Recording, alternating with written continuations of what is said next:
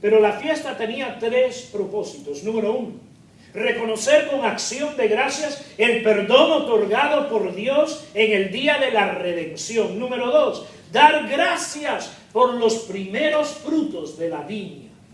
Y número tres, conmemorar los 40 años en el desierto que sufrieron los primeros judíos al salir de Egipto, fabricando un tabernáculo familiar a donde cada noche de la fiesta de tabernáculos moraba la familia, dormía ahí bajo un tabernáculo hecho con sus propias manos. Bueno, fue a una tradición judía, no a una ordenanza de la ley de Moisés, sino a una tradición religiosa judía a la cual se refirió Jesús en Juan 7.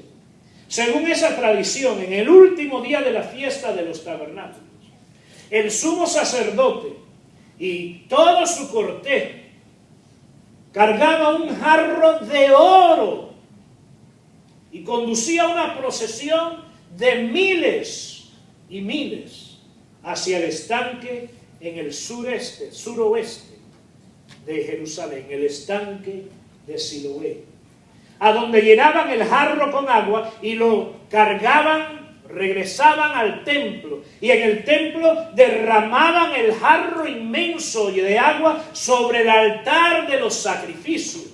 Y en el altar de los sacrificios, usualmente, como se hacían tantos sacrificios, había sangre que ahí se quedaba. Y era tanta agua que se derramaba sobre ese altar que limpiaba el altar de la sangre. Y en esa manera purificaban el altar.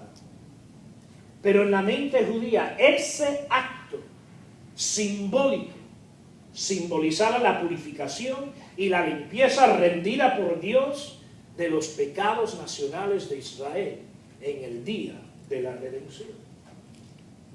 Bueno, en vista de esa ceremonia, Jesús enseñó, y dice la Biblia que en ese día Él levantó la voz.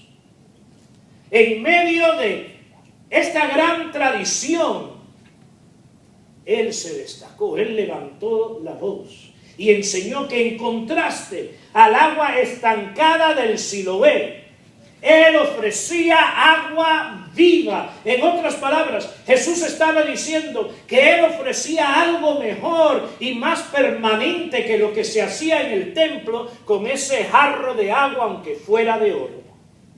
En vez del agua estancada del Siloé, que representaba la tradición judía y toda otra tradición religiosa vida y por haber, Él ofrecía y todavía ofrece agua viva. Él ofrece a su Santo Espíritu. Amén. Según Jesús, el agua que Él ofrecía debería correr dentro de uno. Es decir, el Espíritu Santo, al igual al agua de un río, contiene poder y se mueve de tal manera que transforma nuestras vidas. Jesús le dijo a los discípulos en Hechos 1:8, pero recibiréis poder cuando haya venido sobre vosotros el Espíritu Santo. Pero recibiréis, ¿qué cosa? Poder. Según Jesús, el Espíritu nos rinde poder porque transforma las vidas.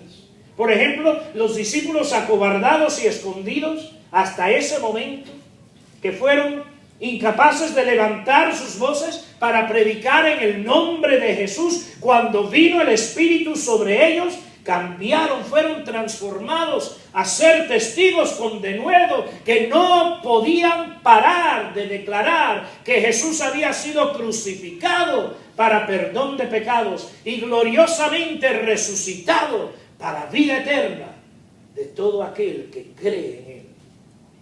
La diferencia en las vidas de los discípulos fue el Espíritu Santo y su poder transformador. Mis hermanos, la vida cristiana no debe ser rutina, ordinaria, aburrida o letárgica. La vida cristiana debe ser transformadora del creyente, debe ser dinámica, produciendo una vitalidad, un fervor y una alegría que es patente, no solamente en la vida del creyente, sino es patente a todos aquellos que rodean al creyente. La vida cristiana debe ser inundada con poder espiritual hasta el extremo que es una vida extraordinaria, marcada por la excelencia y el perfume de Cristo Jesús. Amén. La vida cristiana debe vibrar con actividad santa y de servicio a Dios. No importa lo que hacemos, cuál es nuestra carrera, cuál es nuestra estación o posición en la vida, el Espíritu Santo hace de nuestras vidas como creyentes una vida extraordinaria. En la Biblia se encuentran muchos pasajes que describen los contrastes entre la vida antes de Cristo y la vida cristiana en Cristo. Por ejemplo, famosamente, Pablo escribió en Efesios 2 que antes de Cristo estábamos muertos en nuestros pecados, ¿se recuerdan? Pero ahora en Cristo estamos más que vivos, estamos vivos, resucitados, elevados y exaltados a lo alto, a los lugares celestiales, dice Efesios 2, sentados juntos con Cristo Jesús. Jesús mismo le dijo a Pablo en el día que Pablo se convirtió, que la vida cristiana es como pasar de las tinieblas a la luz, que es como convertirse del poder del diablo al poder de Dios. Es decir, la vida cristiana produce un gran cambio, un cambio que siempre podemos trazar a la actividad sobrenatural del Espíritu Santo en nosotros. Escrito está, de modo que si alguno está en Cristo, nueva criatura es. Las cosas viejas pasaron, y aquí todas son hechas. El Espíritu Santo nos hace nuevas criaturas, remueve todo de nuestro pasado en el nuevo nacimiento y hace todas las cosas nuevas, porque Él es un ser divino, potente y activo, un ser que transforma al pecador permanentemente, perpetuamente y con excelencia.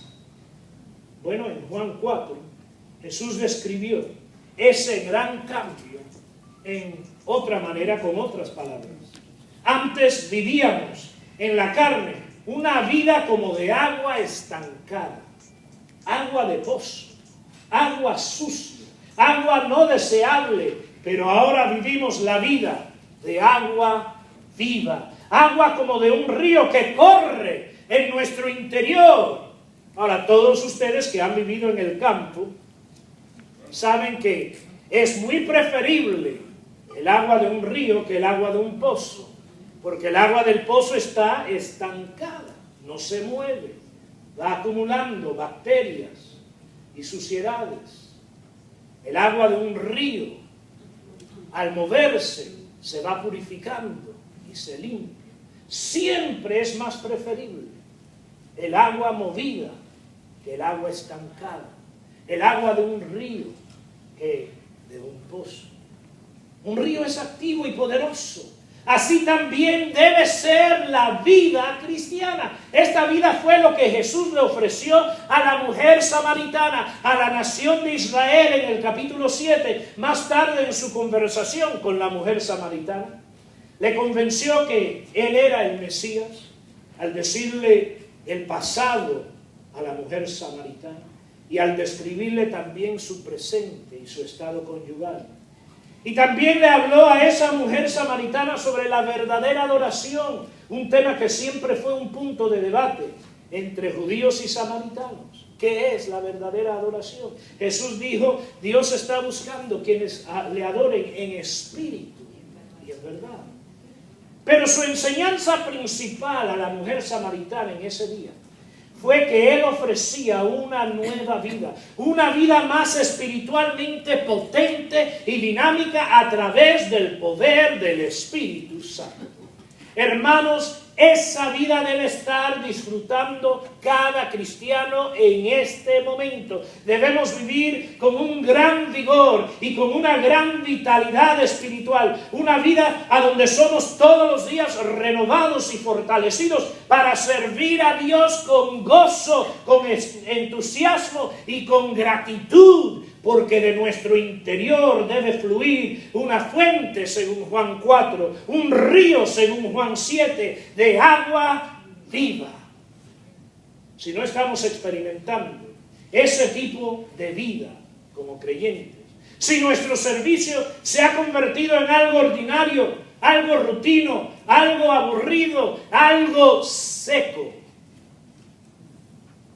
si es nuestro servicio a Dios pesado y fastidioso, entonces necesitamos un cambio de perspectiva y de mentalidad. Necesitamos entregarnos al poder del Espíritu Santo. Necesitamos alimentarnos con la palabra de Dios, inspirada por ¿quién? El Espíritu Santo. Necesitamos buscar el rostro de Dios diariamente en oración, intercediendo por nosotros, ¿quién? El Espíritu Santo. El mismo Espíritu que Jesús le dijo a la mujer samaritana, produciría en ella una fuente de agua viva, también debe producir en nosotros actividad, pasión y vigor para vivir la vida cristiana. La gran lección de hoy es esta. Si no estamos experimentando una vida cristiana dinámica, necesitamos vivir menos en la carne, menos para la carne, menos buscando las cosas de la carne y en vez vivir en el poder del Espíritu de Dios. Si le cedemos más control al Espíritu de nuestras vidas y en nuestras vidas, podemos experimentar la vida plena en Cristo Jesús. La vida de agua viva que Dios desea para cada uno de nosotros. Las buenas noticias son estas, que si ya hemos confiado en Cristo como nuestro Salvador, ya tenemos al Espíritu en nosotros. Es decir, el poder ya está en nosotros. Tan solo necesitamos acudir a ese poder. Solamente tenemos que ceder al Espíritu Santo nuestras vidas para experimentar un cristianismo vital, dinámico y transformador. Es cierto que si seguimos un río, vamos a notar que a veces el agua se mueve lentamente, otras veces con mucho vigor, rápidamente se agita el agua. Pero a veces el río está tranquilo también. Y esto es cierto siempre, sin embargo, de los ríos. Sea que el agua esté lenta y tranquila, o vigorosa, fuerte, el agua siempre va en una sola dirección, siempre hacia adelante. Y así, en muchos sentidos, es la vida cristiana.